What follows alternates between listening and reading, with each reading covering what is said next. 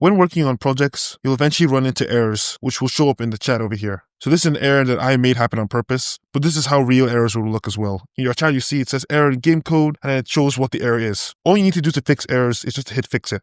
Rosie will then take a look at the error, make the changes needed to get rid of it, and then your game will be running like normal again. Yep, and there we go. Now I'm not getting there anymore. Things look good. In the case that you use fixit and Rosie works on it and then makes a change and shows you in the code and you get the error again, we strongly recommend using fixit. Again, keep using fixit until the issue is resolved. But if you're getting the issue over and over again and fixit is not working, you've hit it 3, 4, or 5 times, still have the error, we recommend going to the history tab and actually going back to a point in history before you were working on that change you were making. So let's say I was working on a new game mechanic where I can dribble a soccer ball around. If once I started working on that feature, I started getting errors, I used fixit, didn't fix them. I would then want to go back to before I ever asked for the soccer ball dribbling feature, switch to the checkpoint that's before that, and then confirm the switch. Then ask for the dribbling again. The reason why this is great is that Rosie can then retry doing whatever you're doing without having any remnant of the broken, error-prone version or attempt in the code.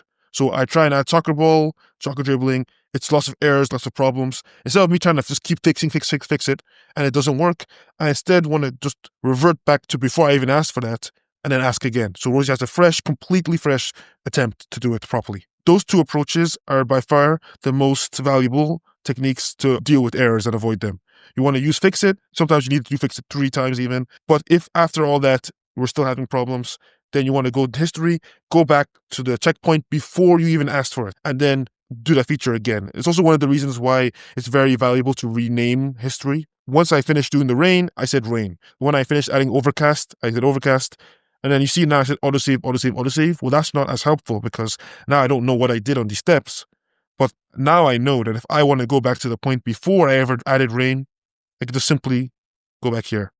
And now we don't have rain. In my case, if there was ever an error with rain has caused lots of problems, I can go back to before I ever added rain, thanks to the history tab here, and then scroll back to where I was before I ever added rain, switch to it.